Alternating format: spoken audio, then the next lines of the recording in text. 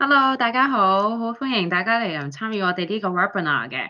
咁其實咧，自英國政府咧喺上年年中開始有一個 BNO 嘅申請啦，同埋有呢個 stamp holiday 嘅policy 出現之後咧，其實咧香港嘅英國樓買賣嘅市場咧都越嚟越即係蓬勃啦，亦都越嚟越多投資者或者自住嘅人士咧係諗住去買層英國樓啦咁樣。亦都有啲人咧就話Betty， 我其實咧都未買樓嘅，咁諗住去到咧都係揾住地方租住先，咁睇下邊個地方係啱自己啦，跟住先決定去買層樓咁樣嘅。咁所以今次咧，我好想透過呢個 webinar 去大家即係介紹下，如果你係諗住自己以一個租客嘅身份過到倫敦，究竟租樓嘅時候有啲咩嘢要注意啊，或者嗰個過程裡面同香港有啲咩唔同啊？咁我都會希望透過喺呢個 webinar 去同大家分享下。都今次我好榮幸邀請到我哋喺倫敦 Nine Helms 嘅 Letting Manager 阿 Matt 啦，佢作為一個 local 啦，佢究竟點樣睇住喺倫敦嘅環境係點啊？咁佢都會去分享下嘅，係啦。咁所以咧事不宜遲啦，咁我哋進入正題啦。正題之前咧都介紹下自己先始終，咁因為咧我咧就即係可能有啲客戶咧之前都會有見過面㗎啦嚇，即係喺certain occasions。咁其實我就係即係主要Johns&Co 俾晒香港嘅嘅同事啦，咁我就會 take care 香港嘅所有客人嘅，咁所以變相咧，如果你有啲咩問題關於租務啊或者剩咧，你可以隨時揾我，因為我哋係冇 time difference 嘅，係啦，咁或者我而家都交俾阿 Matt 去介紹下佢自己先啦。Thanks, Betty. Hi everyone, my name is Matthew Spencer. I'm currently the Lettings Manager of Johns&Co 9 Elms in SW11. I've been working in the property industry now for just over 9 years. Three of the last years have been at Johns&Co. I have extensive knowledge of both the Northwest and Southwest London lettings market and specialise in taking new build properties through the completion process, ensuring properties are rented quickly, but also maximising landlord's yield at the same time. I've been ILO qualified for just over 7 years. Let's go back to Betty, who will introduce you to Johns&Co and run through exactly what you need to know and be aware of if you are going to be renting a property in the UK. Thank you, Matthew。或者我哋都我好快咁樣去介紹下 Johns&Co 啦。其實 Johns&Co 咧就喺2013年成立嘅，咁至到今咧，我哋喺倫敦嘅 office 咧就個 branches 咧已經有7間，咁嚟緊第8間喺 Bruford 嗰度咧都會喺今年年中咧應該會即係會進入投入運作㗎啦，即係投入運作㗎啦。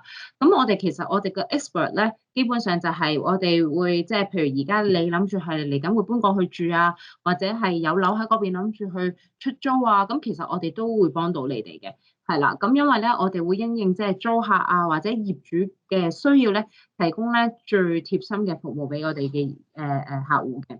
咁我哋其實除咗喺英國啦，咁其實我哋亞洲區咧都有4個 office 嘅，咁包括係喺香港啦、馬來西亞啦、新加坡啦同埋上海。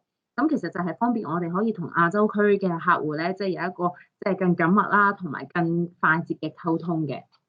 係啦，咁嚟到入正題啦。如果有一日啦，即係如果你話我要去到倫敦要揾地方去租嘅時候，究竟喺唔同嘅階段你要知道啲咩咧？咁同埋整個流程其實又係點咧？咁我哋主要分為咧就5個流程嘅，即係嗰個5個階段。係啦，第一個就係個租日之前啦，即係你啱啱喺個 initial stage 究竟有啲咩嘢你要知道啦，跟住之後就開始話我真係要揾地方嘛。跟住之後就話我真係揾到個心儀嘅地方嘅時候又點咧？跟住就係好啦，揾到心儀嘅地方傾晒 offer 啦，要搬入去住啦嗰個期間啦，同埋最尾啦，即係諗住離開間屋唔會再租啦，咁又會係點樣咧？咁第一個 stage 就係如果你而家未過倫敦，冇任何嘅 idea， 究竟嗰邊租樓係點，我可以而家好概括咁樣同大家去講解。嗱，嗰邊嗰個租務體系咧，同香港有少少唔同嘅。好簡單，我講緊嗰個按金力為例，係啦。咁如果嗰邊咧1年你嗰個租金咧交5萬磅或以上咧，咁你其實係要俾6個星期嘅租金作為按金嘅。如果係5萬磅或以下嘅話咧，咁其實只係需要咧俾5個星期嘅租金為按金嘅啫。係啦，咁但係同香港有少少唔同啦。香港就係1個月按金啊，1個月上期咁樣擺喺業主度嘅。係啦，咁但係嗰度嘅 deposit 咧最多都係收6個禮拜嘅啫。係啦。第二就係嗰個 tenancy 啦，究竟係幾長或者幾短咧？可以香港就話啊，多數都係1年生1年死，即係2年為一個單位。咁但係喺倫敦嚟講咧，基本上咧最短嘅租約係可以做6個月，係啦，最長同香港一樣都係2年。咁多數咧都會係1年1年咁樣去 renew 嘅。係啦，咁就最 common。咁你話而家就算係最急，即係 I mean 最先決條件就係究竟我會係去倫敦邊個位置去租樓住先咧？咁樣咁其實即係我哋嘅建議起初咧都係將嗰個範圍擴大啲，係啦，係有唔同嘅即係地方可以作比較啦。咁始終每個地區唔同地區佢哋嗰個社區嘅環境或者嗰個人嘅即係質素都會有啲唔同嘅。最後咧，你就要知道啦。如果你真係諗住即將過去租樓嘅話咧，你必須要咧係到18歲啦，或者以上，係啦。同埋咧，你要預咗咧，業主一定會同你做一個叫做背景調查，係啦 ，background check。意思係即係幫你去睇下，究竟你租佢層樓，你係知道下你嘅收入啦、你嘅職業啦，或者財政狀況係點樣嘅。好啦，去到第二個階段啦，咁就話揾啱地方咯，咁我哋要睇清楚啲乜嘢咧？咁好第一樣嘢，咁梗係睇清楚份即係嗰個租金啦，喺個 offer 上面究竟係咪你最尾 compromise 咗同業主 compromise 咗嗰個租金啦？咁同埋就係你哋俾嗰個按金咧，係到最尾完咗嗰個 tenancy 咧，係會歸還翻俾你嘅，係啦。咁同埋第三就係我哋有時候話我真係好中意間屋啦，我想俾一個誠意金去 hold 住間屋。即係俾個業主 show 我哋自己嘅誠意咧，咁其實咧嗰個叫做 holding deposit 咧，到最尾業主咧都一定要歸還翻俾個 tenant。咁如果咧呢個階段即係我哋如果係一個中介人啦，一個 letting and management agency 咧，其實咧我哋會幫租客同埋業主咧，作為一個中介人已經會做晒我頭先所講嘅嘢㗎啦，包括會幫你去睇好晒個 offer幫你到時候會分翻個 tenancy deposit 啦。如果你有個 holding deposit，我哋都會歸還翻嘅。同埋要知道啦，究竟你話我作為一個租客有啲乜嘢錢係我要即係支出嘅咧？嗱，除咗嗰個 service charge 即係管理費同埋嗰個地租 ground rent 之外咧，其實咧譬如一啲 communication service 即係 WiFi或者TV license 或者 council tax 咧，其實都係個租客要去俾錢嘅，係啦。咁同埋要俾你買啦，即係同香港一樣㗎。如果你有即係遲交租嘅話咧，都會有機會咧，即係業主會收翻你個 penalty 啦。咁所以呢個要緊記啦。咁就會係即係你當你揾到層樓嘅時候，一啲乜嘢要注意啦。好啦，咁去到第3個 stage 就係話你真係揾到個地方啦，即係個 offer 都傾好晒啦，咁就會去踏入下一步啦，就真係要簽一個叫做 tenancy agreement。咁呢個就係一個 binding documents 啦，即係 between 租客同埋業主。咁上面呢份 agreement 咧，基本上會講好晒，即係你哋之前傾好晒嗰個 offer 究竟係幾多錢一個月租，咁雙方業主同埋租客嗰個資料，即係聯絡資料會喺上面啦。你俾咗幾多錢 deposit 啦，個 deposit 係咪 refundable 啦？咁全部咧，基本上呢啲都會列收晒所喺嗰個 tenancy agreement 度噶啦。咁第二就叫做 inventory。inventory 嘅意思咧就係你香港咧，你會即係喺嗰個租約上面咧，你會見到咧有一欄咧會見到 as is， 即係而家有啲乜嘢喺間屋裡面，到時係會連埋一齊出租，係啦，個租客可以享用嘅。咁嗰個咧，我哋英國咧就會有個叫做 inventory check in 或者 check out。咁就又會有翻個 report，咁我哋咧就會揾即係third party 去做啦。咁主要原因就係因為佢哋as一個公證人，會話到俾你聽，究竟當時候你租間屋嘅時候有啲乜嘢，走嘅時候究竟你有啲乜嘢係屬於業主嘅咧？即係純粹自己有個即係提醒啦。咁第三樣嘢就係記住抄翻個表啦，即係因為你有啲租約唔係一定係齊頭由月頭開始噶嘛。咁所以咧緊記咧，譬如有啲喺月中開始你就抄低個表，因為佢哋啲水電煤嗰啲單據咧，基本上都係即係一個月咁樣計數啦。咁就按睇下係一季或者半年咁樣就幾多次單咁樣。咁但係咧你都要計翻啦，因為喺 void period 嗰段時間咧，水電煤咧係業主即係要負責嘅，係啦。我哋所謂呢啲咧就叫做用者自負，係啦。咁所以記住咧要抄低個表。係啦，一開始嘅時候，跟住第4咧就係話嗰個 tenancy agreement，我頭先講啦，一定有業主啲 details 啦。咁即係我哋係作為中介人嘅話，咁如果你有啲乜嘢都可以 reach out 我哋。但係如果你話真係有啲嘢我哋直接想同業主去聯絡嘅話咧，咁你就可以喺翻份 tenancy agreement 上面咧睇翻佢嗰個聯絡資料啦。係啦，咁就最尾就叫 code of practice。咁其實同香港有啲物業咧，住宅物業咧都係相同啦。基本上咧有啲係因為大廈個公契咧寫明咧有啲嘢係唔做得嘅。譬如話養唔養得小動物啦，或者喺騎樓或者 balcony 嗰度可唔可以擺啲咩，或者唔擺啲咩啦，或者好簡單香港有啲直情話你嗰個大閘即係嗰大門裡面係唔可以裝大閘嘅，咁所以呢個 code of practice 咧，業主都需要係俾租客咧有個認知嘅，係啦，咁所以變相咧。嗱，呢個咧就係你要 check 究竟業主有冇俾到呢啲嘢你啦，或者你要知道啦。咁但係業主嗰方面咧，佢會將有幾樣嘢都要 pass 俾你嘅，就係咩咧？第一，嗰個 guest 嘅 safety certificate 係啦，證明所有嘢都係安全，係啦，你可以用嘅。第二就係嗰個 deposit paperwork， 咁就係嗰個按金啦，即係最好就係一定要黑紙白字寫明啦，因為始終都係即係牽涉到錢啦。咁呢個都喺嗰個 tenancy agreement 上面咧，都應該會寫到嘅。係啦，咁跟住第三個就係嗰個 energy performance certificate 啦。咁因為呢個就係睇下嗰個perform， 即係嗰啲所有有啲energy use 嘅 performance 係唔係一個proper 嘅 conditions 啦。咁所以咧你都會收翻嗰個certificate 嘅。咁第四咧就係有啲真係你住咗喺間屋度啦，你有啲乜嘢要即係一定要做啦，或者嗰個業主有啲咩要做啦。咁其實好簡單就係即係。你要即係租得成日就按時交租啦，你就係你要俾即係我頭先所講啦，水電煤用者自負嘅，你都要去俾錢啦。咁就好好即係睇住間屋仔，唔好住到烏哩單刀啊，或者破壞咗有啲業主俾你嘅家私啊或者剩啦。因為你最尾咧，其實如果佢哋 check 翻個 inventory report 咧，有機會如果個 liability 係個租客嘅話咧，業主都會追究㗎。係啦，咁同埋咧就係即係要知道。如果喺倫敦你租咗一層樓，如果你想做二房東再租，譬如你話想租另一間房出去俾人咧，係唔得嘅，係啦，因為呢個係唔合法嘅喺倫敦咁樣做，即係喺英國咁樣做都係唔合法嘅。咁而喺landlord side 啦，咁究竟佢有啲咩要即係會一定做嘅咧？就係嗱，佢一定係 maintain 個 property 嗰個人嚟，一個 assets 始終都會係個業主啦。跟住如果有啲咩我哋所話間屋裡面有咩頭暈身慶啦，咁其實咧都業主有即係要負責任嘅，係啦。咁同埋就係話有啲地方佢需要嗰個物業咧會係需要一個 property license 嘅，因為要有個 property license 咧，佢先可以租俾個租客。係啦，咁其實咧我即係話俾大家聽啦，即係我哋其實譬如一個中介公司咧。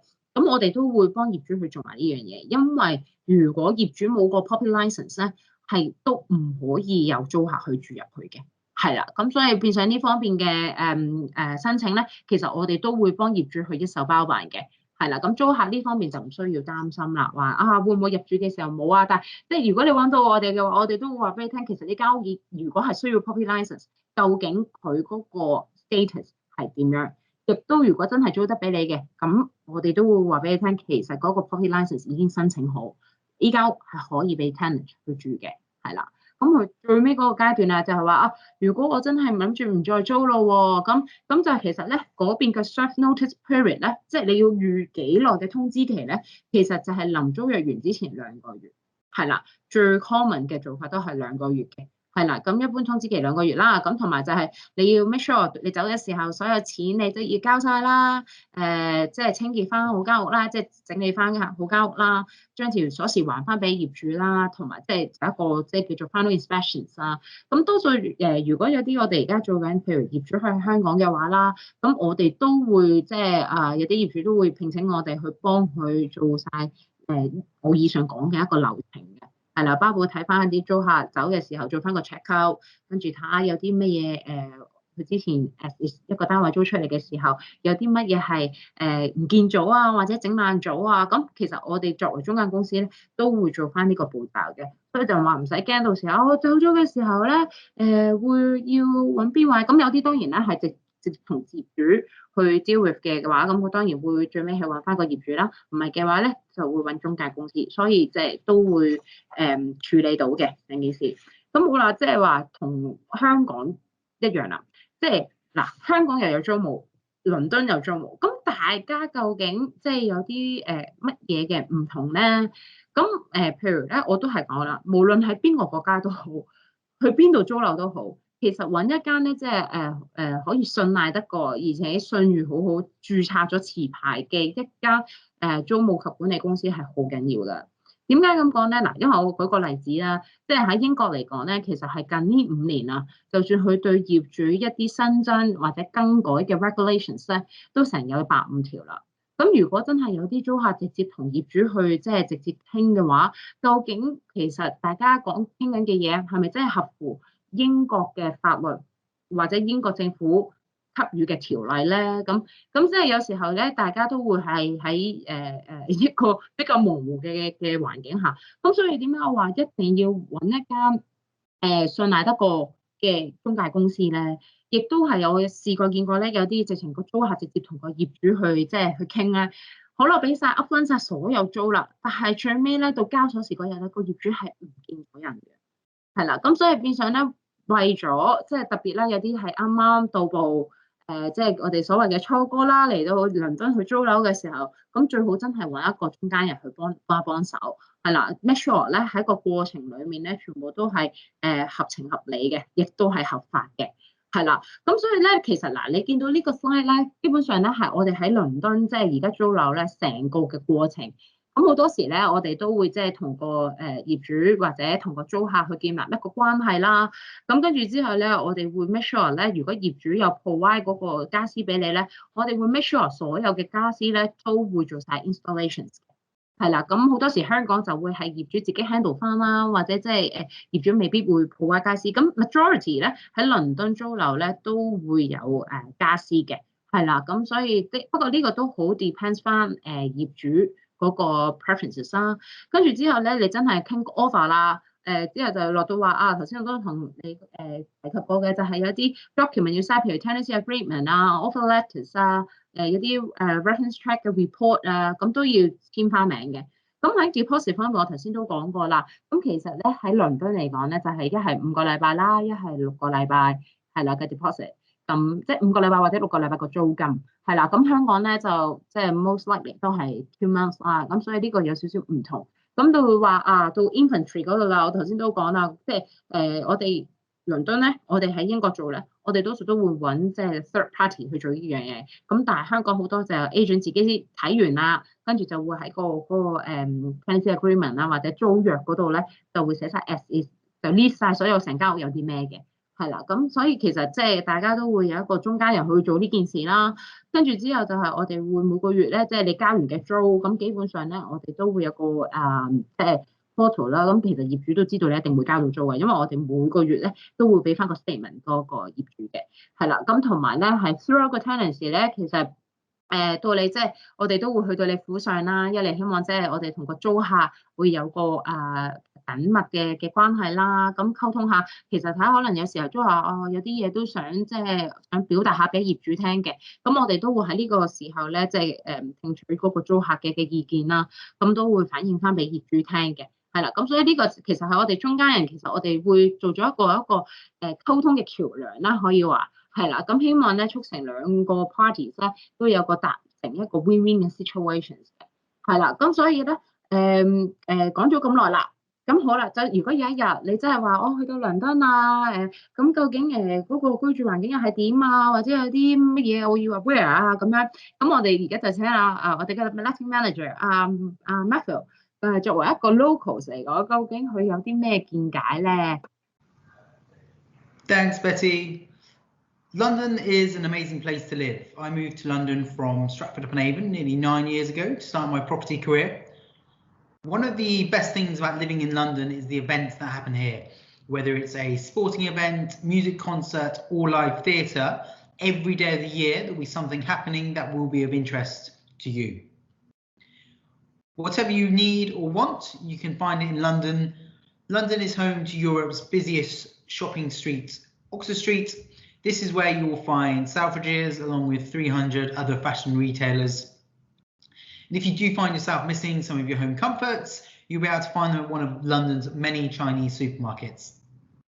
London is one of the most diverse cities in the world. We're lucky to be able to go to Brick Lane for an authentic curry, Chinatown for East Asian cuisine, or to one of the hundreds of street food markets across the city.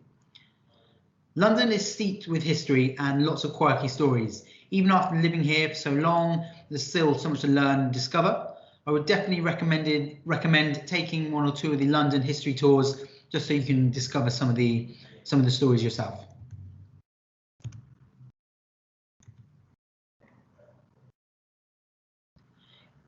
If you have children, schools will be very important.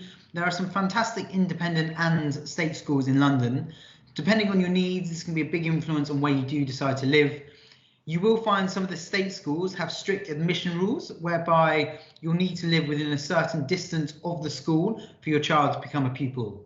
You definitely don't want to be spending every single day going back and to and from school in the car with your children during London's rush hour. Children will be eligible for free state school under the BNO. From the 40 universities and colleges in London, 2 are in the top 10 universities in the world. And if your child can show they have resided in the UK for 3 years, they should be eligible for local fees for university. London is a big city, but the transport here is really good. The underground transport network has 11 different lines, 270 stations, and covers over 402 kilometres. The easiest thing to do to find your way around is just use one of the transport apps like City Mapper, and this will tell you exactly where to go and how to get wherever you're going. The Tube is ranked as the 2nd best public transport network in the world, second only to Singapore. As I mentioned before, if you are missing any of your home comforts, you'll be able to find them at one of London's many Chinese supermarkets. These are mainly based around Chinatown, but are dotted all over the city. My personal favourite is Oriental Delight, which is based in Chinatown. This is where you'll find all your sweet treats.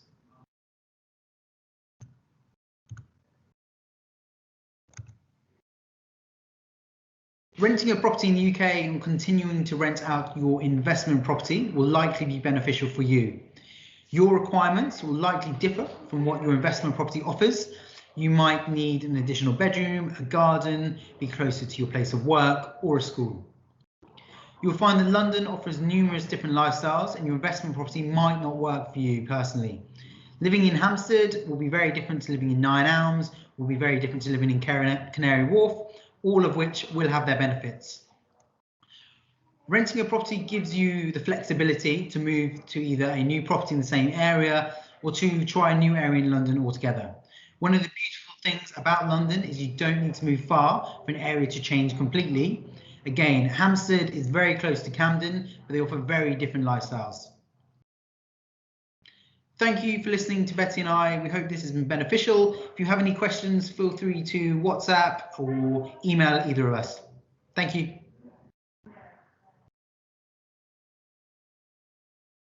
好多謝大家今日抽空同埋抽時間去參與我哋呢個 webinar 啦。咁如果有啲咩問題咧，你會見到個 slide 呢度咧有我同阿 Matthew 嘅 contact details 嘅。如果你關於我哋頭先所講嘅即係租務流程或者其他有啲咩問題嘅話，可以隨時 reach out 我哋嘅，可以聯絡我哋 by emails 啦、WhatsApp 啦、WeChat 都得。咁阿 Matthew 咧，你都可以聯絡佢 by emails 同埋即係 WhatsApp 嘅。係啦，多謝晒各位，希望下次可以再同大家見面啦，拜拜。